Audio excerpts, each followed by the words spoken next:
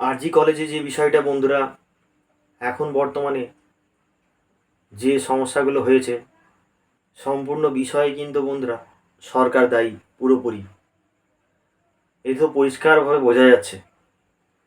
তো আমরা এই জিনিসকে, যেটা হয়েছে, আমি কেন, কেউ সমর্থন করবে না। তো বন্ধুরা, সঠিক শাস্তি পাক দুষ্কৃতীরা, এটা আমরা সকলের আশা রাখি সিবিআইয়ের ওপর থেকে।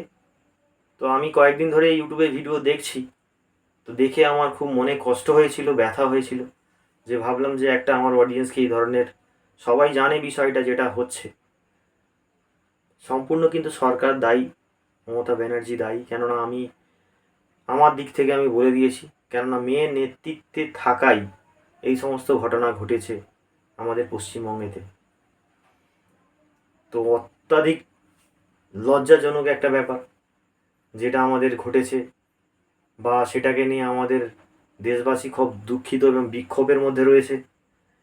ঠিক আছে, সব বন্ধুরা, আন্দোলন চালিয়ে যাও, পাশে আমরা সকলেই আছি, ন্যায় বিচার একদিন পাবে, শিওর। ঠিক আছে, তো বন্ধুরা, আজকের এই ছিল ভিডিও। বন্ধুরা, সকলেই ভালো থাকবেন।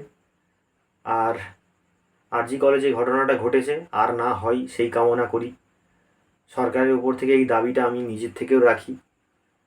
তো বন্ধুরা, সকলে ভালো থাকবেন। টাটা।